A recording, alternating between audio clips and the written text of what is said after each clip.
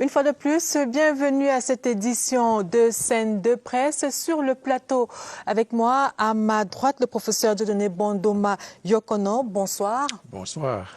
Vous êtes économiste et président du Conseil d'appui à la réalisation des contrats de partenariat CARPA. C'est bien cela? Tout à fait. Bienvenue sur le plateau. Je vous remercie. À ma gauche, honorable Ngala Gérard, qui est député à l'Assemblée nationale et opérateur économique. Good evening and welcome. Thank you very much. Thanks for having me, Madame Jimba. Messieurs, avec vous, nous poursuivons la réflexion sur la quote-part des créateurs de richesses dans le chantier de la reconstruction du Nord-Ouest et du Sud-Ouest, et ce, à la suite de la rencontre entre le Premier ministre Joseph John Gouté et le patronat à Douala dans le but de présenter le plan présidentiel pour la reconstruction et le développement du Nord-Ouest et du Sud-Ouest. Dans la deuxième partie de cette émission, nous parlerons encore de la recherche de financement, mais cette fois à l'échelle continentale. C'est à la faveur de la tenue dans la capitale française mardi dernier du sommet sur le financement des économies africaines aux prises avec le Covid-19. Mais avant, place à la revue de presse, une signature de Franck Evina.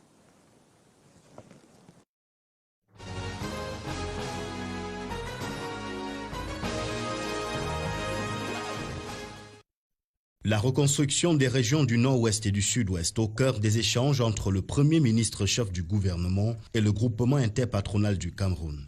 Le quotidien L'Économie révèle qu'au cours de cette séance de travail, Joseph John Gouté a exhorté les hommes d'affaires à investir dans ces régions sinistrées. Séance tenante et pour contribuer à l'effort national, des entreprises privées ont mobilisé 700 millions de francs CFA, d'après le journal Le Jour. En sollicitant ainsi les patrons comme l'indique Mutation, le chef du gouvernement s'est dit prêt à lever les blocages dont parle le repère. Il s'agit en substance, selon Eco-Matin, de l'amélioration du climat des affaires à travers notamment la réforme du Cameroun Business Forum. Dans l'immédiat, ce que veut le JICAM et qu'a aussi relayé le journal Émergence devrait contribuer à raviver la flamme du dialogue public-privé qui s'est estompé depuis peu. Terre promise va dans le même sens en affirmant notamment que depuis quelque temps, le JICAM et la Direction générale des impôts semblent ne pas être sur la même longueur d'onde. Le journal de Marc Ombuy ajoute que le groupement interpatronal du Cameroun n'est pas très appréciatif de la manière dont il est traité par le gouvernement par ces temps de crise sanitaire due à la pandémie du coronavirus. John Gouté peut-il donc sauver le dialogue public-privé, s'interroge le quotidien Blé. La revue de presse était sur la scène.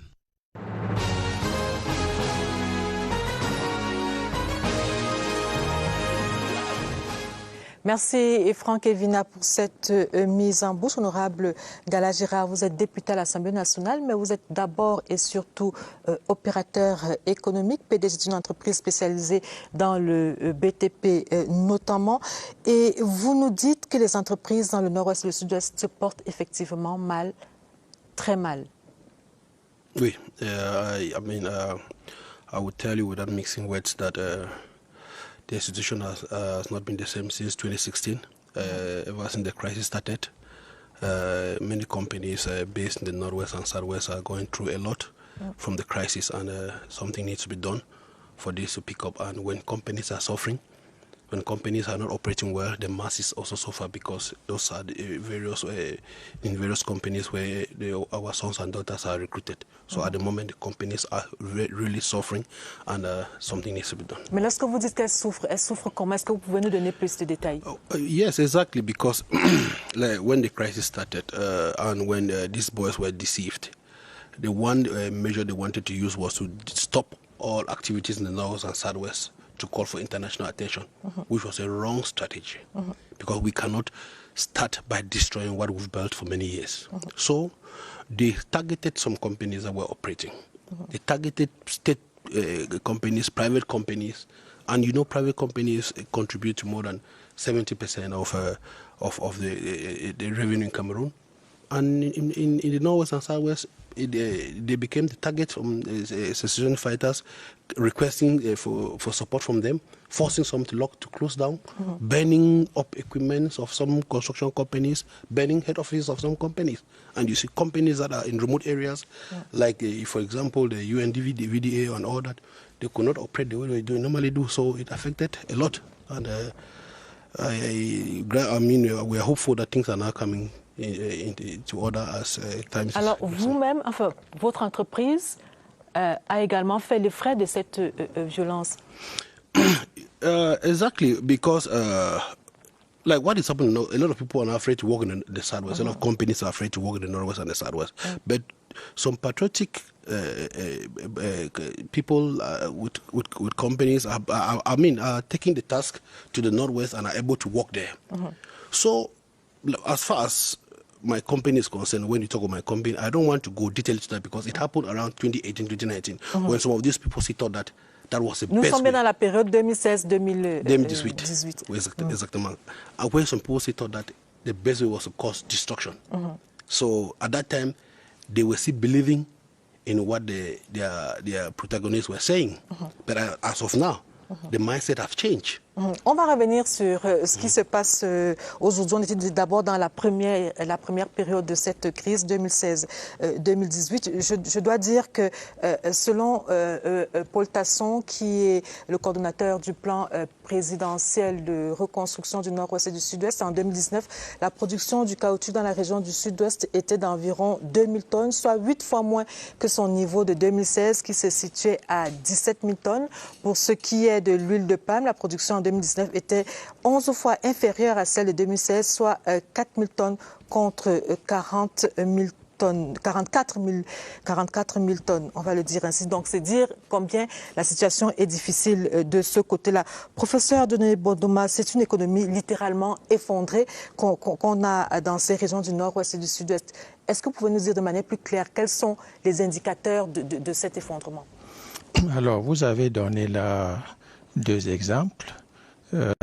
L'exemple de l'huile de palme et l'exemple du caoutchouc. Mais je pense qu'on peut aller plus loin avec des exemples précis. On peut prendre également le cas de la banane. On peut prendre le cas du riz.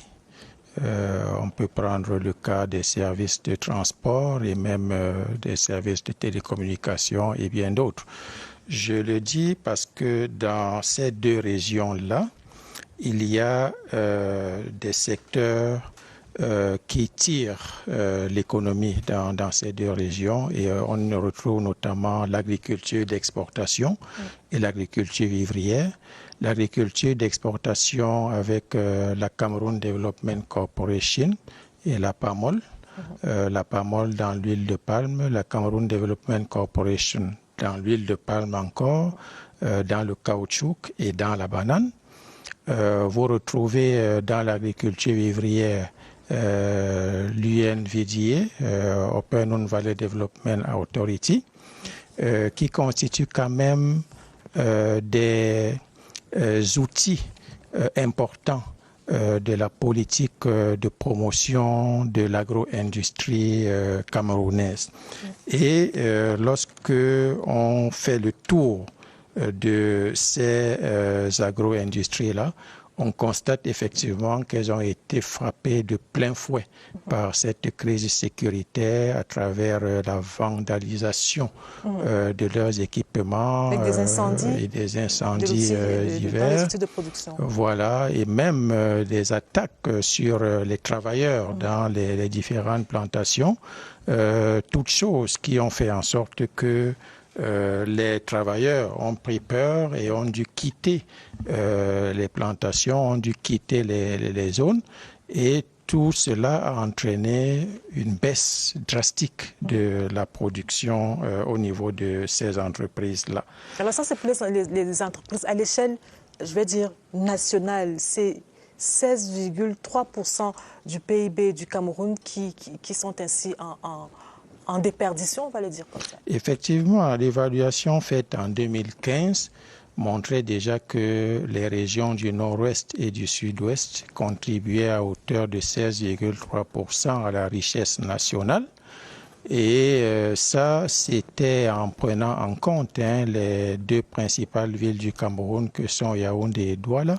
Mais si on exclut ces deux principales villes du Cameroun que sont Yaoundé et Douala, on se rend bien compte que la richesse, la contribution de ces deux régions à la richesse nationale avoisine les 50%. Ça veut dire que c'est important et on ne peut pas balayer cela du revers de la main comme cela. Il y a quelque chose à faire pour ramener l'économie de ces deux régions dans la dynamique d'avant cette crise sécuritaire. Et c'est justement là l'objectif fixé par le chef de l'État à travers le plan présidentiel de reconstruction et de développement des régions du Nord-Ouest et du Sud-Ouest. Un plan qui s'articule autour de trois piliers, notamment le relèvement, la reconstruction et le développement. Et justement, honorable, vous nous dites que depuis 2019, le climat des affaires semble être de plus en plus favorable. Comment est-ce que vous le ressentez? You know, this crisis escalated just by the support of the population. And after two... J'espère qu'à un moment, vous allez parler français, honorable. After 1-2 years, the population now realized that they were deceived. The very population that assisted those boys to be causing terror are now the same population that are standing against them. And once the population... Elles sont déçues? Ouais, se sont rendues compte qu'elles ont été bernées. Of course, they were deceived and they realized that they were deceived. So now they now understand that every country has got problems. They now stand on the side of the government to help solve their problems. So when we heard about the plan for the reconstruction and development of Northwest and South, we were very happy. People, it was a welcome news to all of us, and people are ready to work with the government to make sure that things that were destroyed are reconstructed, and then things that were the major causes of the crisis in the domain of development are constructed. So you see, the presidential plan for reconstruction and development, because it's not only for reconstruction, it's for reconstruction and development. So we are not only going to reconstruct things that were destroyed, we are going to build new things. And this thing has about three driving points. We have to build back better, on doit reconstruire mieux. We have to build on the demands of the population. On ne vient pas construire pour te forcer avec. Vous allez faire la demande, on va insérer ça comme dans un budget qu'on fait à l'Assemblée nationale et mettre un petit parlement dans le plan de reconstruction et de développement. When you put your request, they will put inside the plan in the budget and they will come and be what you've requested for. That is why I'm happy that the United Nations Development Programme is acting as a technical partner without any impartiality to make sure that people who are vulnerable, people who are affected, are benefit first. So we are happy, and I'll show you that the environment now is conducive, and many places in the North and Southwest are ready for this to take place. C'est bien noté. Alors, professeur Dieudonné Mbondoma, concrètement, que peuvent les entreprises dans ce vaste chantier de reconstruction des régions du Nord-Ouest et du Sud-Ouest, sachant que le budget global de ce plan est de 900 milliards environ, que le budget de la phase de relèvement, comme vous allez le voir dans ce tableau, est de 89 milliards et qu'au 15 avril 2021, le taux d'exécution de la phase de relèvement est de 25%, de l'aide de livraison septembre 2021, 10,4 milliards de francs CFA ont déjà été mobilisés sur les 89 milliards budgétisés pour la phase de relèvement. Alors, que peuvent les entreprises? Alors, les entreprises peuvent beaucoup apporter dans ce plan de reconstruction et de développement des régions du Nord-Ouest et du Sud-Ouest. Elles peuvent beaucoup apporter d'abord par des contributions financières directes. Et cela rentrerait en droite ligne de l'arrêté que le Premier ministre, chef du gouvernement, a signé en avril 2020. Et c'est un arrêté qui fixe le cadre organique pour la mise en œuvre du plan de reconstruction et de développement de ces deux régions-là et qui indique les sources de financement du plan. Parmi ces sources, on retrouve la contribution du budget de l'État.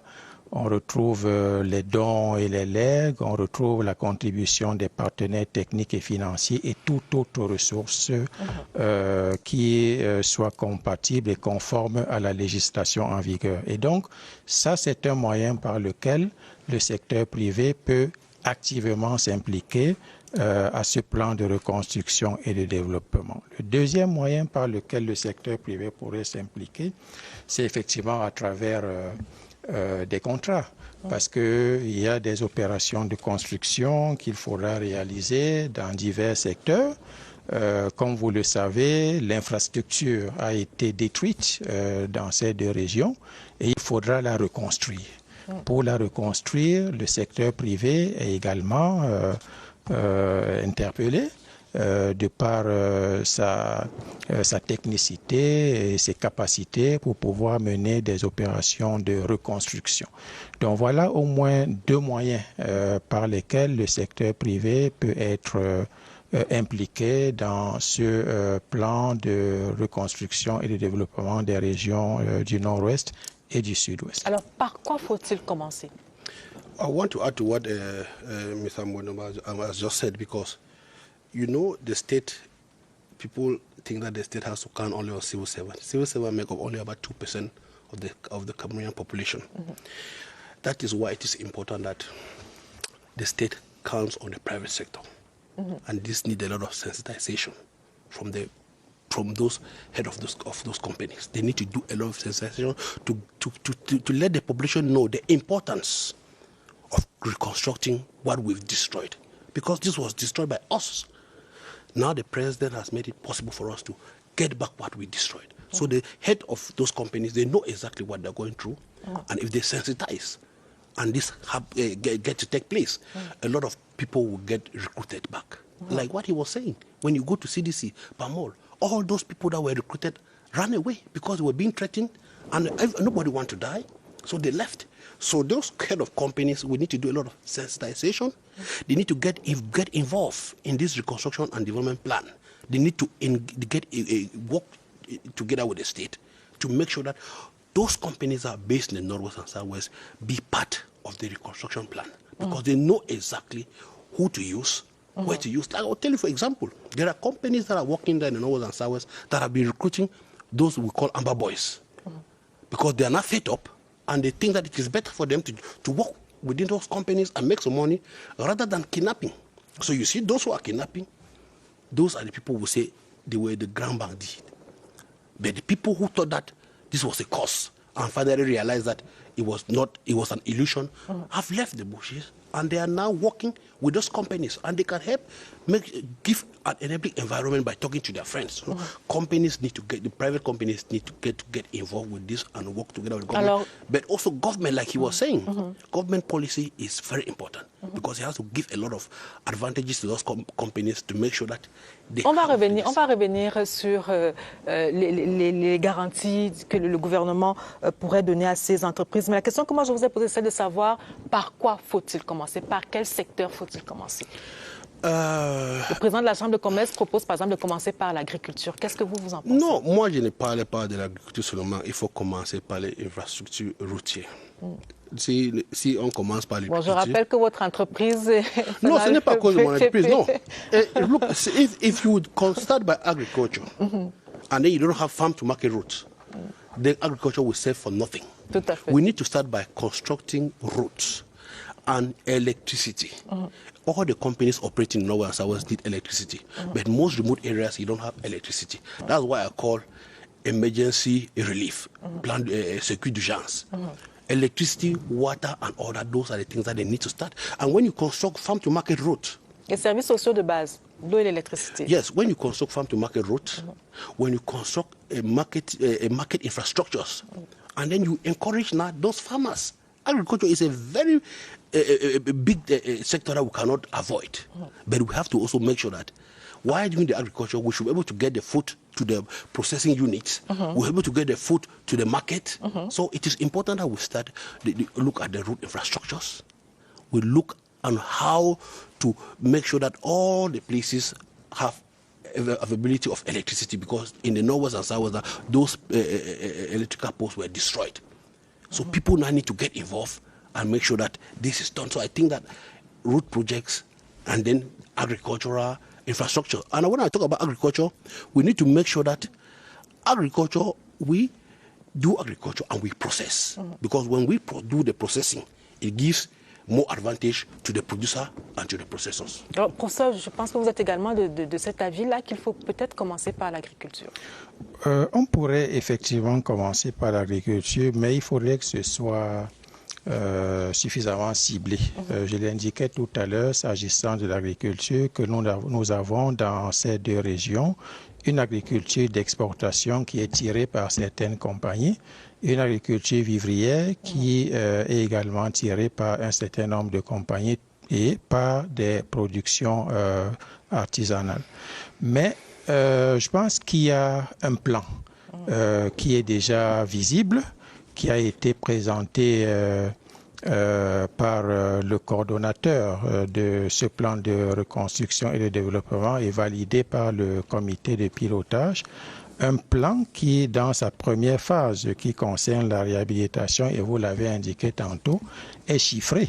Vous avez donné le montant d'à peu près 89,6 milliards de francs CFA pour une durée de 2 ans. Et là-dedans, on retrouve des actions qui sont relatives à la construction des écoles, des centres de santé, il y a des habitations qui ont été détruites, il y a des points d'eau, il y a des routes, il y a des ponts. Tout à l'heure des services sociaux de des services sociaux de base. Et donc, je pense que ce par quoi on devrait commencer devrait rentrer en droite ligne du plan qui aujourd'hui a fait l'objet de présentation par le gouvernement et qui résulte de concertation sur le terrain par l'équipe de coordination de ce programme qui a donc pu apprécier exactement ce qu'il y a à faire, ce qu'il y a à prendre comme mesure d'urgence. Et je pense que c'est par cela qu'il faudrait commencer. Et c'est peut-être l'occasion pour moi ici de saluer l'engouement du secteur privé au début de cette semaine qui a fait des promesses de contribution que l'on évalue aujourd'hui autour de 700 millions de francs CFA. Mais n'oublions pas qu'il y a à peu près 1 an, le gouvernement avait donné le temps parce que le ministre de l'économie, de la planification et de l'aménagement du territoire, le 5 mai 2020, avait signé une convention de 8,9 milliards de francs CFA, convention par laquelle le gouvernement s'engageait à mettre à la disposition du programme des Nations Unies pour le développement, qui est donc l'agence retenue pour l'exécution de ce programme. Qui est le garant de la bonne gouvernance des fonds qui seront collectés. De mettre à sa disposition ces ressources-là comme étant sa contribution initiale pour les différentes opérations à mener sur le terrain. Alors nous allons marquer un premier arrêt dans cette édition de Scène de Presse. Que peuvent les entreprises privées dans le chantier de reconstruction des régions du Nord-Ouest et du Sud-Ouest? La question également a été posée aux journalistes. Voici leur réponse au micro de Michel Renaud-Ouanja.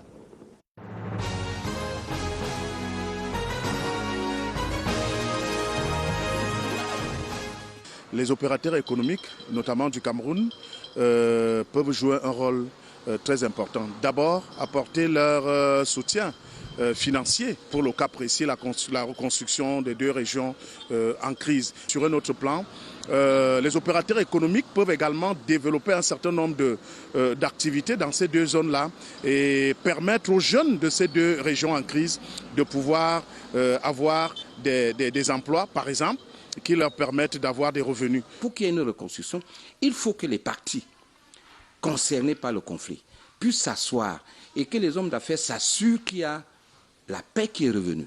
Et lorsque la paix est revenue, à ce moment-là, la reconstruction peut engager à la fois les hommes d'affaires et les pouvoirs publics. La population doit elle-même participer à cette reconstruction. Elle doit être partie prenante, ce qui fera que la démobilisation de ceux qui ont été en guerre puisse être utilisée autrement que de faire la guerre. Et il faut qu'il y ait de l'argent disponible. Il ne faudra plus que les opérateurs économiques se retrouvent face à cette situation où on lance des chantiers et on vous dit que l'argent, il n'y a pas d'argent.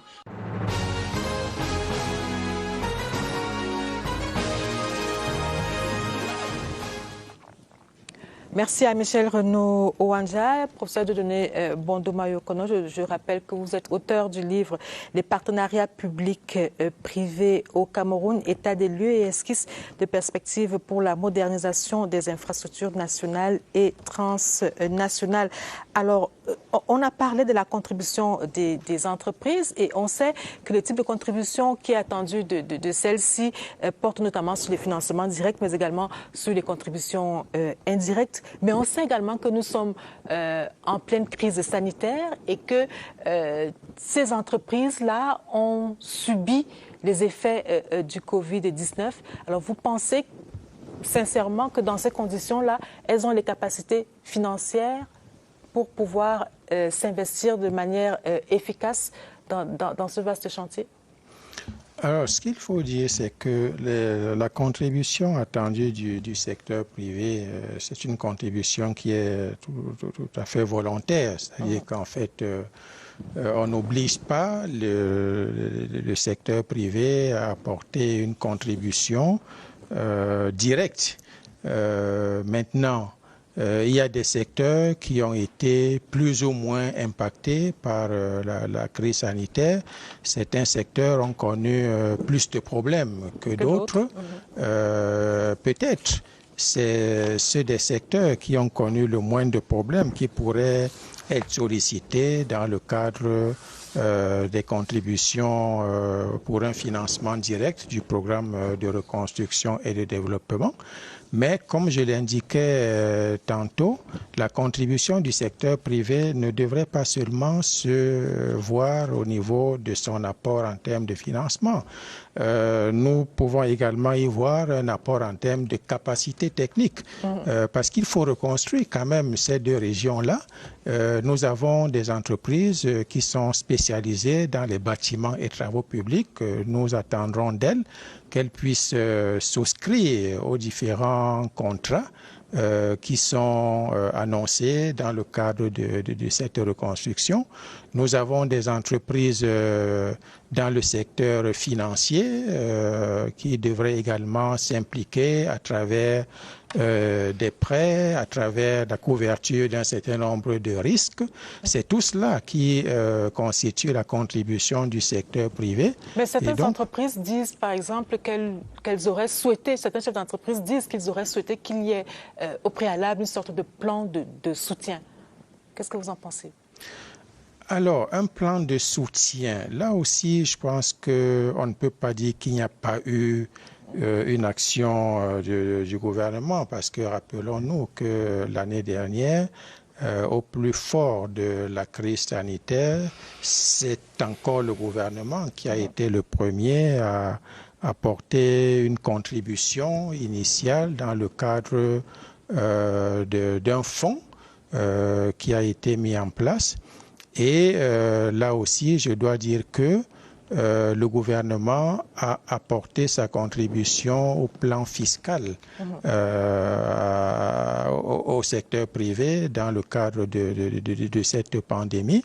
Maintenant, est-ce que cette contribution est suffisante ou pas? C'est peut-être là la question qu'il faudrait poser, mais je dois dire que le gouvernement n'a pas été du tout insensible aux difficultés que le secteur privé rencontre depuis l'avènement de la crise sanitaire. Alors, honorable, vous êtes député, mais vous êtes également opérateur économique, on l'a dit à l'entame de cette édition de Scène de Presse. Qu'est-ce que les entreprises attendent? Vous nous disiez, lorsque nous préparions cette émission, que ce serait bien que l'État soutienne les entreprises, mais ce serait également bien qu'elles soutiennent les individus qui, vous avez dit, des personnes sérieuses qui pourraient apporter leur contribution dans ce chantier de reconstruction. Effectively, because I mean the state has done a lot already, because you see, like the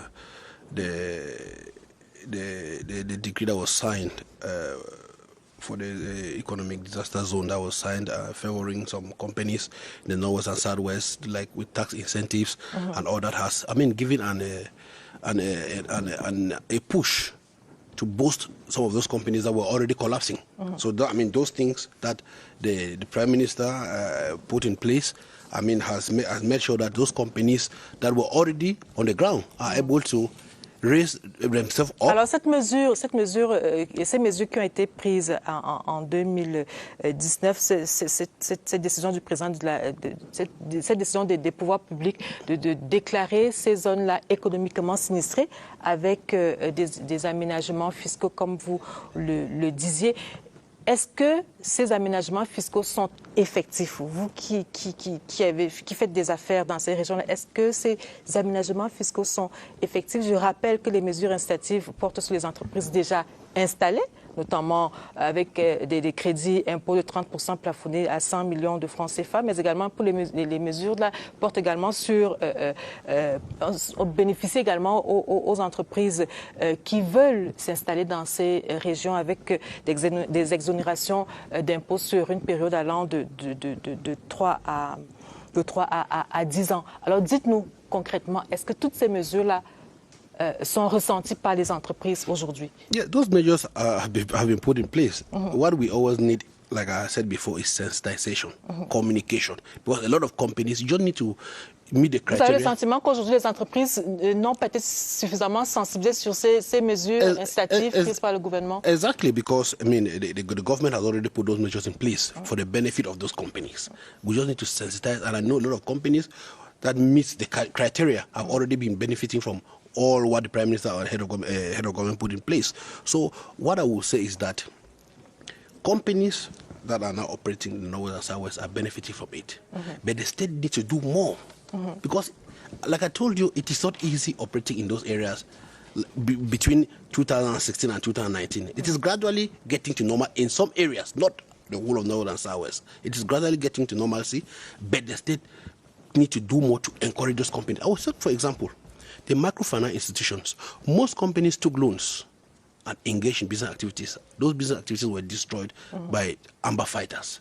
Now, they are now forced to pay those loans. Microfinance institutions is one of those companies that the state needs to look at seriously because they get into the remote areas of the North and Southwest to encourage and sponsor small and medium-sized enterprises. So it is very important that states boost or inject money into microfinance institutions. In short, financial institutions that are supporting companies that are working in the North and Southwest. Because these institutions, they master the remote areas. Because if you look at it very well, those attacks, like we're talking about agriculture, is mostly in remote areas. And those are the areas favorable for the attacks of Amber Boys.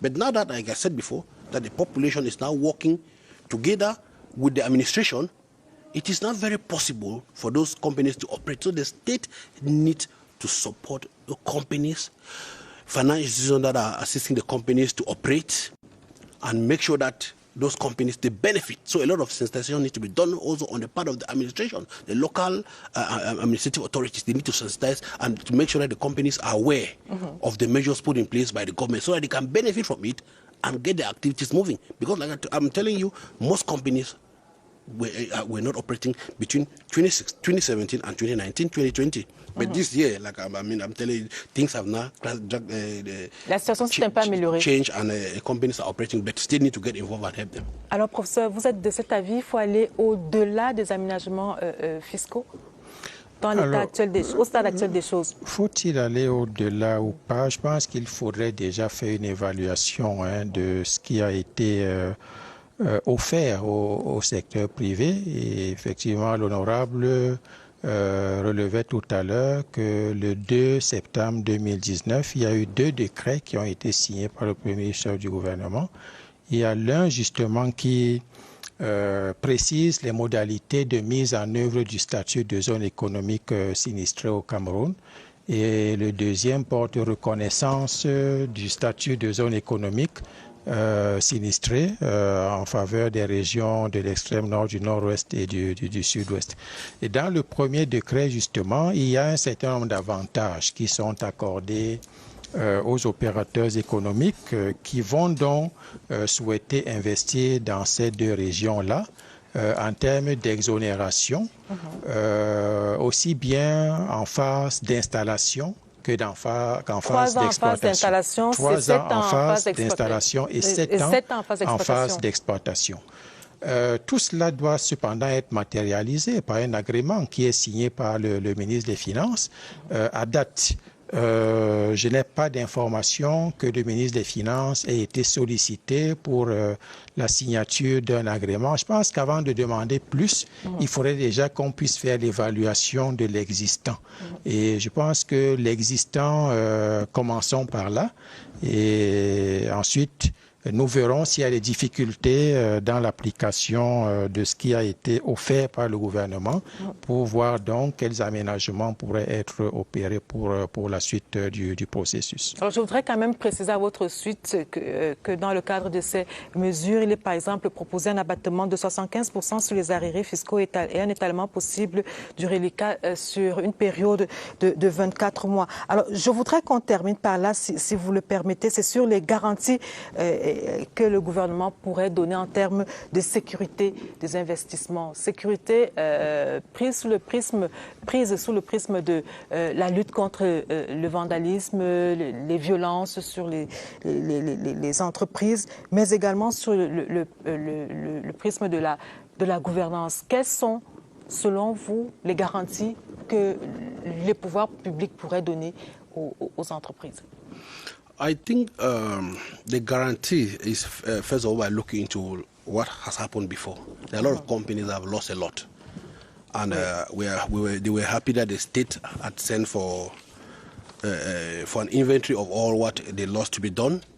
They are still waiting, but at the moment, the highest that companies need to do now is for the government to accompany them. Oui. Like I said, the guarantee, there is no other better guarantee than to put government policies that will favor the companies. That is what they need to do. So like I said before, government should put policies in place that will help those companies to operate in this tourism, because people will want to go and invest. But you want to know that investing in this area, you'll be able to come out successfully. Because nobody wants to go and invest where they will not be able to make money. But this can only be through the implementation of good government policies. So I think that's the highest guarantee that the government can provide for companies that are operating in the C'est ce qui est déjà fait à travers le PNUD. Exactly.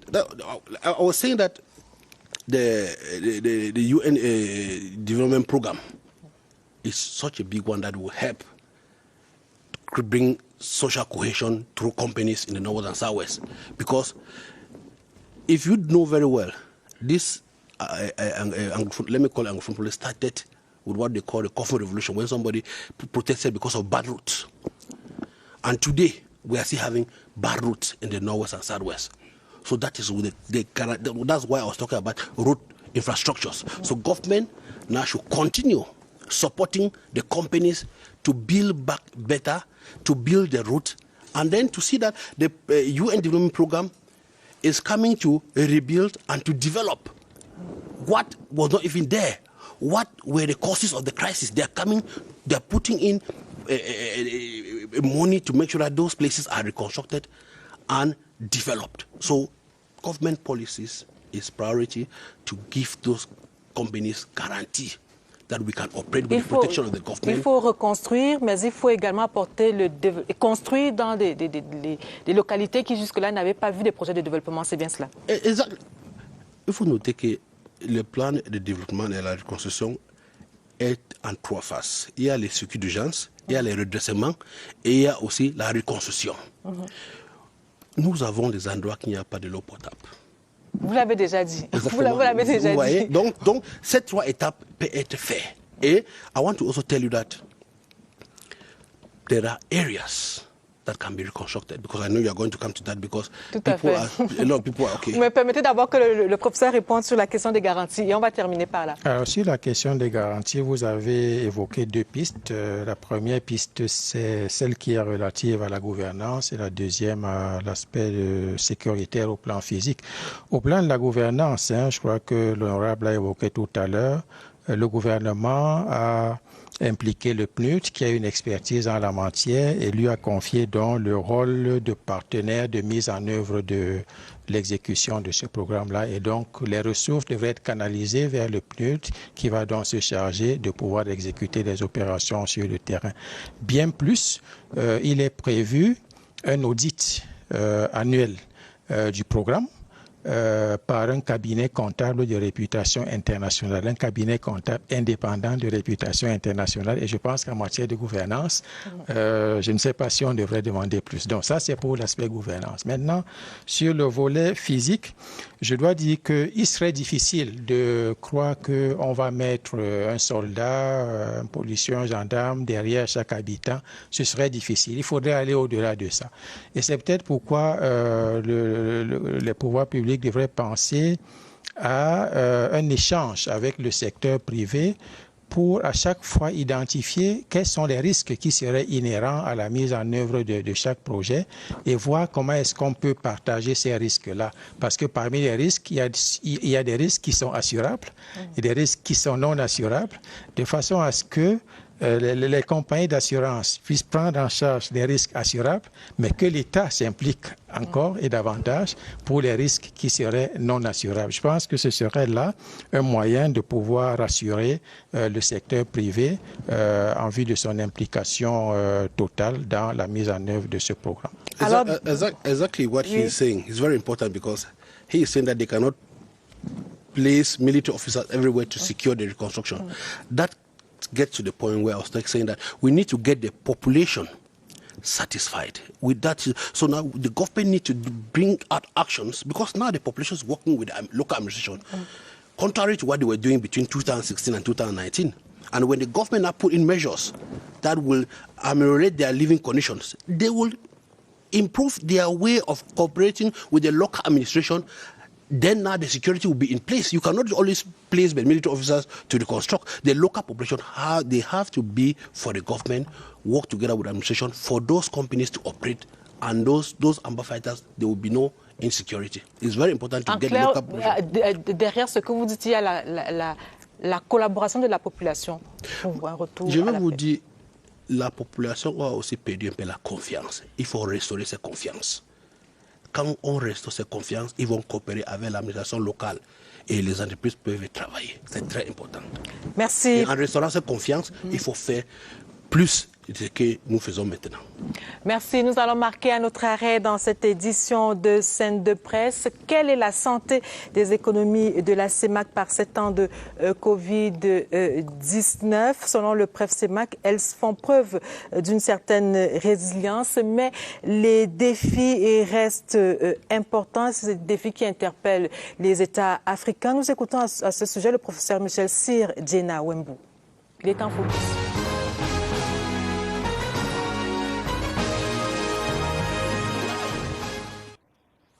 On a la reconstitution du niveau de nos réserves d'échange. Aujourd'hui, la reconstitution du niveau de nos réserves d'échange est telle que personne ne peut plus parler des questions de dévaluation.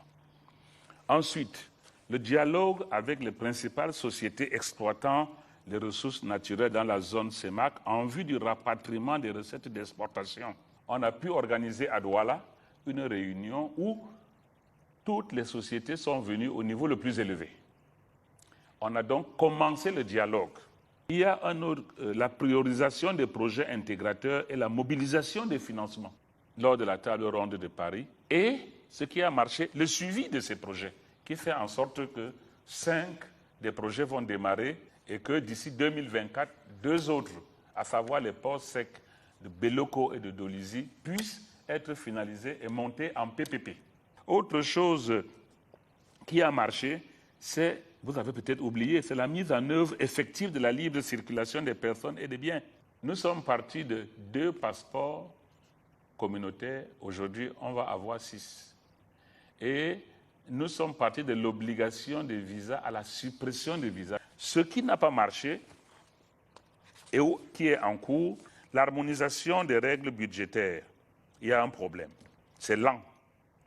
La coordination des politiques budgétaires, c'est lent. Il y a le problème de l'amélioration de la qualité des dépenses. Il ne faut pas seulement voter le budget pour construire le budget de soutien à l'enseignement supérieur. Il faut que le budget de l'enseignement supérieur n'aille pas seulement à la construction du bâtiment.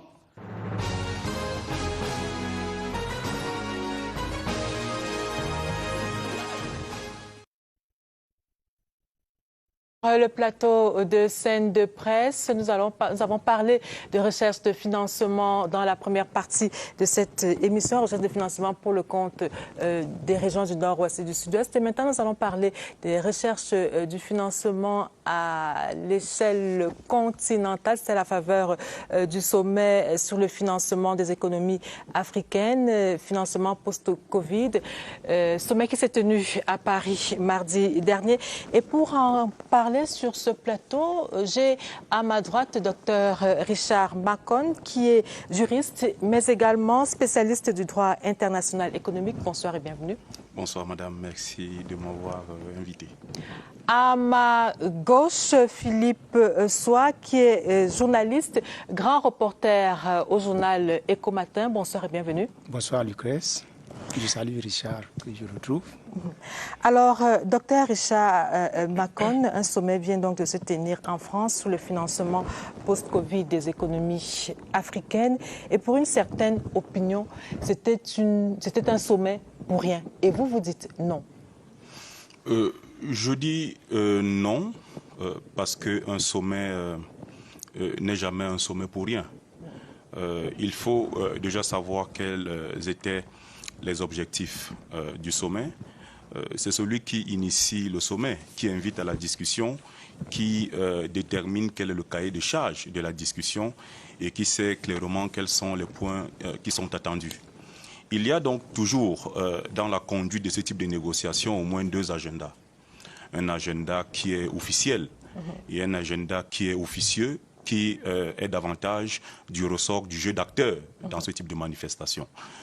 L'agenda connu était celui de la recherche des financements pour la reconstruction de l'Afrique, des économies africaines fortement frappées par la pandémie de la Covid-19. Mais on s'est rapidement rendu compte que l'État français avait un autre agenda et ses principaux bailleurs. Cet agenda, d'abord pour la France, est de commencer à travailler sur les éléments de langage en préparation au sommet de Paris qui s'en vient pour septembre ou pour décembre de cette année. Il était donc question de commencer à roder les éléments de langage, essayer de voir quelles sont déjà les problématiques qui peuvent être portées par les pays africains aujourd'hui, entendre un peu ce qui se dit dans les capitales africaines et comment est-ce que les principaux dirigeants vivent ces discussions qui se mènent dans leurs différents États. Les invitations qui ont été faites, les participants à ces sommets donnent une indication claire sur le point de vue de la France par rapport à la préparation de ces discussions et sur les acteurs qui, selon elle, sont des acteurs majeurs de ces discussions à venir. Deuxièmement, il faut noter que la question du Covid a supplanté finalement la question de la reconstruction proprement dite. Avec la question des brevets sur les vaccins. La question des brevets sur le vaccin sont des questions annexes. Mais d'abord, la question du Covid en elle-même a supplanté la question de l'économie.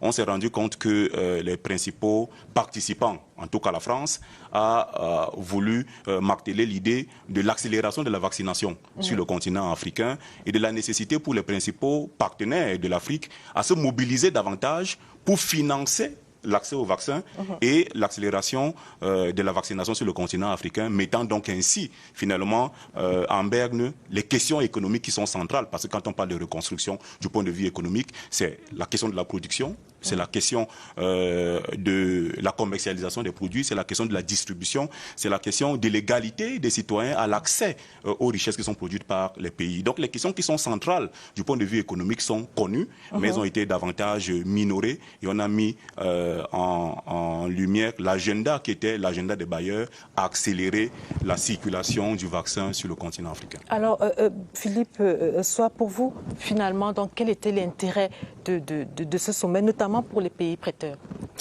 Pour les pays prêteurs, c'est l'intérêt que votre banquier a vous savoir en vie et en bonne santé, parce que c'est la meilleure preuve que vous allez pouvoir rembourser, n'est-ce pas, les crédits qu'il vous a apportés. Je crois que les pays prêteurs ont très vite pris conscience de ce que la Covid est une contrainte supplémentaire pour un grand nombre de pays africains, au-delà du volet sanitaire On n'a pas beaucoup de cas sur le continent, pas beaucoup de décès. Mais la crise sanitaire qui a généré une crise économique a fait en sorte qu'un certain nombre de pays africains qui étaient déjà en situation de fragilité a aggravé cette fragilité. Et il y a la problématique notamment de la dette, oui, qui fait qu'un grand nombre de pays se retrouvent, pour certains, en situation d'incapacité de rembourser leurs dettes. Pour d'autres, cela va arriver à court ou à moyen terme. Et donc, je crois que pour les prêteurs, il était question de trouver un moyen de préserver l'essentiel, c'est-à-dire de ne pas laisser un grand nombre de pays africains arriver au stade du défaut de paiement. Parce qu'en ce moment-là, leur crédit serait compromis et ce serait pas bon pour leurs économies. Et donc, il était question de mener une réflexion pour que ces pays puissent rester solvables, quitte, le cas échéant, à consentir un certain nombre de sacrifices pour, comme je disais, permettre que... Alors, pour rester sur les pays africains, justement, vous pensez que ces pays-là rentrent quelque peu bredouille. Pourquoi? Avec un chapelet de promesses. C'est-à-dire que les objectifs, en tout cas les attentes des pays africains étaient clairs. Ils sont partis avec l'espoir d'une annulation de leurs dettes. Ils sont partis avec l'espoir d'un financement suffisant ou conséquent pour soutenir les efforts de résilience ou de relève. Ils sont partis avec l'espoir d'un accès, j'allais dire d'un libre accès aux brevets pour pouvoir produire localement les vaccins pour ceux des pays qui ont les capacités techniques et technologiques installées. Et ils sont partis avec l'espoir d'une plus grande prise en compte des pays africains au niveau de la gouvernance financière internationale. Alors, quand moi je lis le communiqué final qui a sanctionné cette rencontre, je note que tout est au futur, ou tout au moins à l'imparfait, n'est-ce pas? Et dans ces conditions-là, je suis au regret de constater que personne n'est rentré avec quelque chose de concret. Il est question de prolonger la discussion sur ceci, il est question d'en appeler à plus d'engagement pour cela, il est question à plus de volontarisme pour ceci, et ainsi de suite. Donc, je crois, comme toujours, il y a eu comme une volonté de rassurer les pays africains de ce que leur situation est dans l'agenda des pays prêteurs, mais pour ce qui est de ce qu'ils rentrent avec comme acquis, je crois que rien n'est acquis. Si je prends seulement le cas des brevets, autant les pays prêteurs sont d'avis non seulement qu'il faut accélérer la vaccination et, si cela est nécessaire, permettre l'accès aux brevets, mais encore faut-il que les négociations à venir soient concluantes entre les détenteurs des brevets et ceux qui pourraient, naturellement, les désintéresser sur, n'est-ce pas, les retours financiers qu'ils en escomptent. Alors, bredouille peut-être pas parce qu'il y a ces droits de tirage spéciaux. C'est vrai que les économistes ne s'accordent pas vraiment sur le succès de cette opération. Le président Macron lui-même déclare « Nous défendons l'idée que les pays les plus aisés puissent réallouer leurs droits au tirage pour qu'ils aillent aux plus pauvres, en particulier en Afrique, pour que les 33 milliards d'aujourd'hui deviennent 100 milliards et surtout pour que nous puissions les allouer à la Banque africaine de développement, l'innover en termes de financement et accompagner aussi cette ambition de financement que nous allons mobiliser grâce à la Banque mondiale. » Alors, docteur Richard Macon, 33 milliards sur 650 milliards, soit à peu près 5% de DTS. Vous dites quoi? Est-ce que c'est une cagnotte sur laquelle on peut gloser? Est-ce que l'Afrique peut se contenter de cela? Est-ce qu'elle peut se féliciter de cette manne qu'elle ramène? Déjà, il faut rappeler que les droits de tirage spéciaux sont en réalité la traduction des quotes-parts de chaque État dans le système économique mondial. Et comme les quotes-parts dans les organisations internationales classiques, dans le cadre du Fonds monétaire international et de la Banque mondiale, on parle davantage de DTS, principalement au Fonds monétaire international. Et donc, c'est en fonction de la puissance économique d'un État que son nombre de quotes-parts est élevé. Sauf que l'Afrique part défavorisée.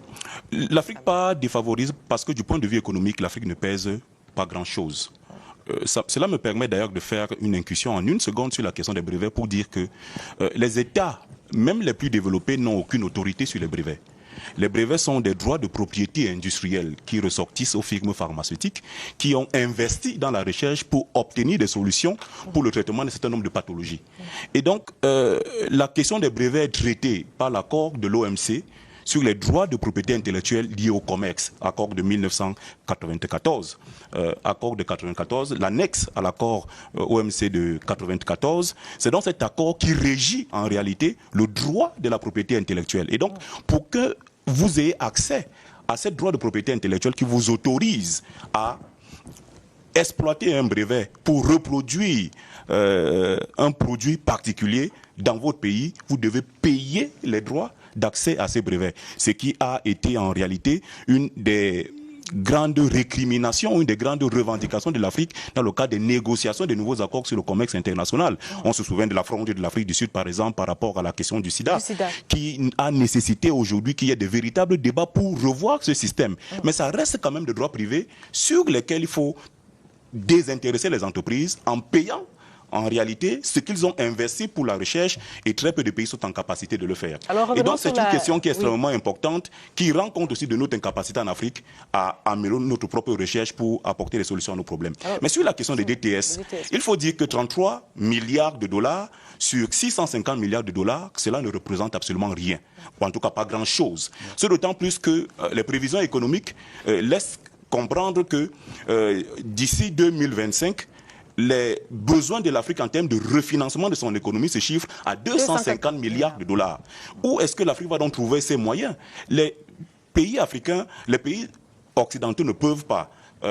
On n'est pas dans un espace de philanthropie. Tout le monde essaie de faire du business pour rentabiliser autant que faire se peut, en autant que tous les pays du monde aujourd'hui font face à la crise. Même les pays donateurs qui sont aujourd'hui en train de jouer au magnanime traversent des moments économiques extrêmement difficiles. Où vont-ils donc trouver les moyens financiers pour soutenir l'Afrique à la hauteur de ses besoins? Et d'ailleurs même, est-ce que cela est dans leur intérêt? Je ne pense pas. Je crois qu'il faut réfléchir aujourd'hui davantage aux solutions internes. Je crois que ce qui est important avec ce sommet, c'est qu'on s'est bien rendu compte que les autres États du monde ne peuvent pas faire en réalité plus que ce qu'ils peuvent. Il revient à l'Afrique de réfléchir aujourd'hui sur les véritables solutions endogènes pour faire face à la crise. Alors, que ce soit la France, les États-Unis, que ce soit les institutions financières internationales, elles vont financer en tenant compte de la solvabilité des pays africains, mais aussi de la survivance de leurs intérêts. L'Afrique est devenue aujourd'hui un véritable champ d'intérêts économiques. Il faut bien savoir que la place de la Chine, la place de la Russie, la place de la Turquie doivent être intelligées dans cette problématique pour bien comprendre les jeux et les différents rapports de force. On va revenir sur cet enjeu géostratégique. Le temps pour nous d'écouter le ministre des Finances qui représentait le président de la République à ce sommet de Paris, lui, Paul Motazé, qui parle justement de cette question de DTS. Nous l'écoutons. Il est en focus en scène de presse.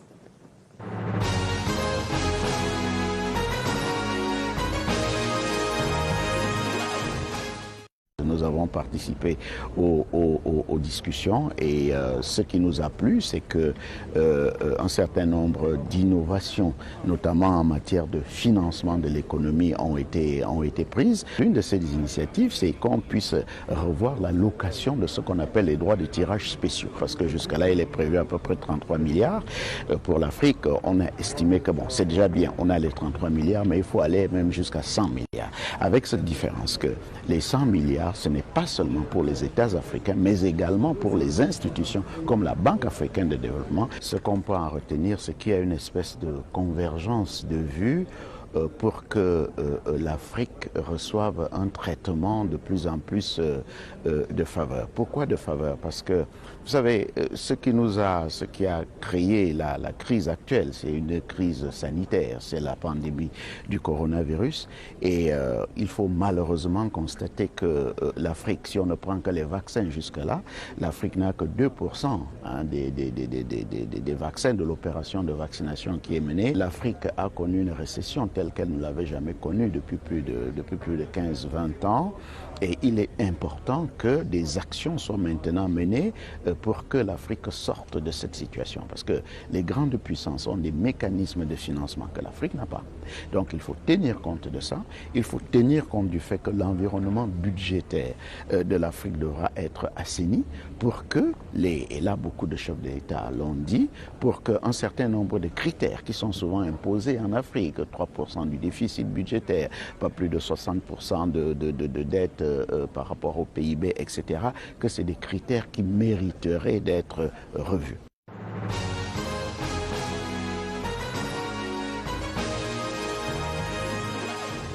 Alors Philippe Soie, vous venez d'écouter le ministre des Finances. Qu'est-ce que cela vous suggère comme commentaire? Je note que le ministre des Finances qui représentait le président de la République n'a pas, peut-être n'en avait-il pas mandat, mais a parlé comme le ministre des Finances du Cameroun, ce qui est vrai. Mais en tant que représentant du chef de l'État, le président de la République du Cameroun est aussi le président en exercice de la CEMAC. Et ça me permet de faire un pont avec l'élément que nous avons passé tout à l'heure sur le PREP CEMAC, parce qu'en mars 2020, les ministres de l'économie et des finances ont recommandé aux chefs d'État de la sous-région, en prélude à ces discussions qui devaient arriver par rapport au contexte de la Covid, de privilégier, d'arrêter une position commune pour ces négociations et avec un ensemble d'objectifs, notamment l'annulation de la dette et une réorganisation de la gouvernance des institutions de Bretton Woods, notamment sur la question des DTS. C'est-à-dire que on ne peut pas parler, on ne peut pas accepter que ces pays disent qu'ils donnent.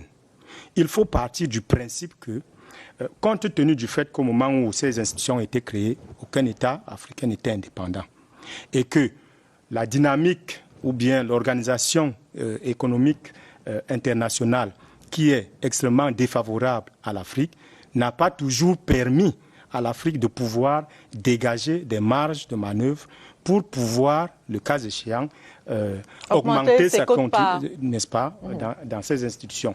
Troisièmement, et le ministre l'a évoqué, en situation de crise, les États ont besoin, j'allais dire, de tous les instruments de politique économique dont peut disposer un État, notamment le volant budgétaire, mais aussi le volant monétaire.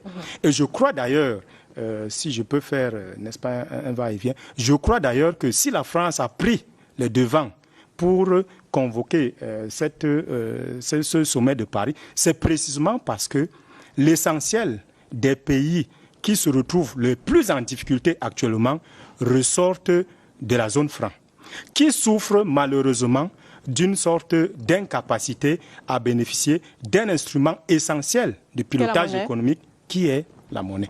Et donc, je crois qu'il a voulu, la France, je parle de la France, qu'elle a voulu orienter les débats sur des aspects qui font en sorte qu'on ne s'interroge pas sur l'incapacité de ces pays à pouvoir manœuvrer de manière efficace pour pouvoir, n'est-ce pas, s'en sortir à peu près comme les autres pays face à cette situation. Alors, je voudrais quand même qu'on revienne, si vous le permettez, Richard Macon, sur votre propos avant que nous n'écoutions le ministre des Finances et sur ces solutions endogènes. Plutôt que d'aller à Paris tendre la main, est-ce que les États africains ont suffisamment fait le diagnostic des problèmes qu'ils ont et qu'ils pourraient résoudre par eux-mêmes? La question derrière étant de savoir si le Covid-19 sera finalement une chance ou une opportunité pour l'Afrique. Non. En tout cas, pas le Cameroun. Le Cameroun ne semble pas avoir tiré les leçons de cette grave crise. Parce que qu'est-ce que la crise a révélé? La crise a révélé qu'au niveau mondial, la plupart des pays, même développés, avaient négligé les politiques de santé et les politiques d'éducation. La preuve, les États-Unis, pays le plus développé du monde, ont été dans l'incapacité d'assurer un enseignement à distance pendant toute la période de la pandémie, en fermant des universités et des écoles. En France, on s'est rendu compte que toute l'infrastructure hospitalière avait été abandonnée par des politiques publiques mercantilistes qui ont privilégié le tout marchand en négligeant la dimension sociale qui est nécessaire à la survie d'un État. Au Cameroun, tout démontre que l'hôpital est aujourd'hui l'institution la plus malade de notre pays. on a été dans l'incapacité au niveau des universités, au niveau des écoles, au niveau des collèges, à assurer un enseignement à peu près normal. Et tout le monde reconnaît que les diplômes 2020-2021 sont un peu des diplômes au rabais. Et donc cela questionne à la fois sur... Du fait de la crise. Du fait de la crise. La crise est un grand révélateur à la fois de nos tares de gouvernance que nous connaissons depuis longtemps, mais aussi du caractère sinistré d'un certain nombre de secteurs comme le secteur de la recherche. Aujourd'hui, on est dans l'incapacité de produire de la chloroquine. Nous faisons venir des comprimés d'Inde pour faire des reconditionnements et c'est une fraude au brevet. Attendez-vous dans les jours à venir à des attaques des compagnies pharmaceutiques dont les brevets, en réalité, dont les produits ont été contrefaits en changeant de conditionnement au niveau du Cameroun. Il faut vérifier à la base pour savoir exactement comment cette opération a été menée. Ce sont des faits, c'est incontestable. Mais moi, je reste sur l'essentiel. On devrait en réalité aujourd'hui faire un inventaire général de l'état de nos institutions et de se rendre compte que cela appelle à un nouveau projet de société en apportant des solutions pertinentes partout, dans tous les secteurs qui ont été en réalité les secteurs les plus sinistrés. Je voudrais vous rappeler qu'au niveau africain, 30 millions d'Africains sont entrés dans l'extrême pauvreté en 2020 et on estime à 65 millions d'Africains qui vont entrer dans l'extrême pauvreté à la fin de l'année 2021. Le ratio du Cameroun, il est connu. On parle d'environ 3 millions de Camerounais qui vont entrer dans l'extrême pauvreté au cours de l'année 2021. Cela donc doit interpeller le gouvernement, non plus d'aller dans les solutions cosmétiques, mais réfléchir fondamentalement à des mécanismes de reconstruction de notre appareil de production, à relancer les secteurs qui ont un impact décisif sur la structuration de notre économie et sortir finalement de la logique qui voudrait qu'on attende l'aide qui vient de l'extérieur. Tout notre appareil de production est délabré. Quand on regarde aujourd'hui notre capacité à assurer simplement l'accès aux denrées alimentaires de base, sans lesquelles il ne peut se faire d'industrialisation, parce que nous sommes aujourd'hui dans un pays qui pense qu'on peut faire de l'industrialisation en créant des entreprises. Il faut d'abord produire. C'est après avoir produit que les excédents de production vont servir à la transformation. Donc, il faut une réflexion générale aujourd'hui et c'est là où le rôle du secteur privé est extrêmement important. Tout à l'heure, je suivais... pendant que j'étais dans le salon, les débats sur la reconstruction du nord-ouest et du sud-ouest. Mais cela ne peut se faire tant que c'est un préalable, comme la diminution du risque des entreprises, tant que ces questions n'ont pas été suffisamment adressées. Cela nécessite donc un travail permanent avec les patronats, avec le secteur privé, avec tous ceux qui peuvent être des partenaires à la reconstruction de notre pays pour apporter des solutions qui soient des solutions non plus cosmétiques, mais des solutions définitives. Alors, je rappelle que vous êtes auteur de l'ouvrage « Décoloniser la pensée africaine de l'économie, trajectoire épistémologique, itinéraire théorique et pratique », ouvrage paru donc aux éditions L'Harmattan. On va retrouver Daniel Menanga dans quelques minutes pour les unes du lundi. Le temps pour vous, Philippe, soit de nous parler justement, vous également, de comment le Covid-19 pourrait être une opportunité pour l'Afrique et partant pour le Cameroun. Qu'est-ce qu'il faut faire pour que ce soit une opportunité? Plus que c'est d'abord une crise sanitaire. Ce qu'on a remarqué, c'est que le bilan sanitaire n'est pas aussi dramatique en Afrique qu'ailleurs. Oui. Et certaines analyses ont estimé que c'est parce qu'il y avait sur le continent un ensemble de pratiques ou de cultures thérapeutiques indigènes, si vous voulez, traditionnelles, si vous voulez, mais qui ont permis à la grande masse qui n'a pas accès, n'est-ce pas, à la médecine moderne, de se prendre en charge ou de diminuer, n'est-ce pas, leur vulnérabilité par rapport à cette maladie. Je note que dans la riposte gouvernementale, dont le budget pour 2020, par exemple, était de 180 milliards, le gouvernement n'a alloué que 100 millions de francs CFA pour le soutien à la recherche de solutions endogènes. 100 millions. C'est révélateur de ce que le docteur Richard Macon disait tout à l'heure sur l'investissement sur la recherche-développement.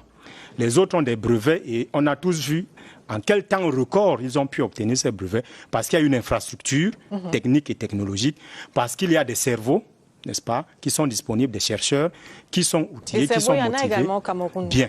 Mais il se trouve que le financement de la recherche au Cameroun est extrêmement faible. Les pays africains, pour généraliser, ont pris pour objectif d'allouer 1% des ressources publiques à la recherche. au Cameroun, si vous faites le ratio, je crois que nous sommes autour de 0,3%. C'est extrêmement bas. Les pays africains se sont engagés à allouer 15% des ressources publiques au secteur de la santé. Au Cameroun, quand vous faites le ratio, sur les 10 dernières années, nous sommes entre 3 et 5%. Toujours très faible, et ça explique le délabrement de l'infrastructure sanitaire, ça explique la faiblesse de la recherche. Si vous êtes installé au Cameroun et plus largement en Afrique, aussi longtemps qu'en Occident, on perçoit que vous avez une fibre, j'allais dire même le flair, très vite les chasseurs de têtes sont venus vous happer. Et maintenant, je crois qu'il nous manque un peu d'ambition. On remarque quand même que des pays comme Cuba, peut-être laissons Cuba, mais le Nigeria à côté est en train de siphonner des chercheurs camerounais pour travailler sur un vaccin au Nigeria. Et le Cameroun est là à regarder, à attendre que, n'est-ce pas, les autres produisent pour nous venir en aide. C'est entendu. Nous allons donc maintenant retrouver Daniel Menanga qui a fait le tour chez les directeurs de publication et qui nous présente les unes du lundi. Bonsoir. Bonsoir Daniel. Bonsoir Lucrèce, au panel et à tous les téléspectateurs. Bonsoir. Cette semaine encore, l'affaire de la gestion des fonds de Covid inspire abondamment. Défi actuel fonds Covid, le rapport controversé de la Chambre des comptes, les conclusions des auditeurs de la Chambre des comptes qui ont, entre guillemets, fuité, sont une cascade d'allégations vivement contestées par les mises en cause, dit défi actuel. L'économie report sur l'économie post-Covid, ce que l'Afrique doit retenir du sommet de Paris. Organisé le 18 mai 2021, il était consacré à la relance des économies africaines durement ébranlées par la crise sanitaire. Plusieurs résolutions ont été prises au terme des travaux à retrouver ce lundi dans les colonnes de l'économie report. Mutation, Covid-Gate, sauf qui peut, opération Copé. 493 agents publics révoqués sur Fouad à Yaoundé, Simalène. Et Camer Presse qui revient sur cet accident donc à Simalène. Grosse peur à Simalène, un avion de la compagnie nationale a fait une sortie de piste vendredi dernier à l'aéroport de Yaoundé-Simalène sans aucune perte en vie humaine. Cet appareil avait été pris en location en début d'année à une société équato-guinéenne, ce qui vient questionner la qualité de la flotte de l'Étoile du Cameroun, ajoute Camer Presse. Écomatin, réglementation d'échange, Célestin Tawamba va-t-il faire reculer la BEAC, s'interroge donc Écomatin de ce lundi. Le président du JICAM, par ailleurs président de l'Union des patronats d'Afrique centrale, accentue la pression sur la Banque des États de l'Afrique centrale pour qu'elle assouplisse son opération d'appurement des dossiers d'importation, intégration, consommation en zone CEMAC, le spectre des pénuries. L'Union des patronats d'Afrique centrale prédit dès cette fin du mois de mai un arrêt complet de l'activité économique dans des secteurs importants comme l'industrie agroalimentaire, l'œil du Sahel. Tcholiré, 84 personnes interpellées par l'armée à Sakdje, puis Tourou, 15 villages menacés de disparition par la secte terroriste Boko Haram. The Guardian Post Daily, deplorable state of Bamenda Babaju Road. Economic social consequences alarming. CAF Confederation Cup. Cotton Sport miraculously qualifies for semi-final. Et pour terminer, Cameroun Tribune qui parle de la coopération entre le Cameroun et le Nigeria, concertation continue, porteur d'un pli fermé, le président Muhammadu Buhari, le ministre délégué auprès du ministre nigérien des Affaires étrangères, Zubairu Dada, a été longuement reçu vendredi au Palais de l'Unité par le chef de l'État, son Excellence Paul Biya. Les détails à retrouver donc dans les colonnes du quotidien national bilingue Cameroun Tribune ce lundi. Et voilà pour l'essentiel que nous avons pu avoir à notre terminal, Lucrèce. Merci beaucoup Daniel Menanga. Madame, Monsieur, c'est la fin de cette édition de Scène de Presse. Merci aux équipes techniques et rédactionnelles. Merci messieurs d'être venus. La presse quitte la scène. Merci, bonsoir.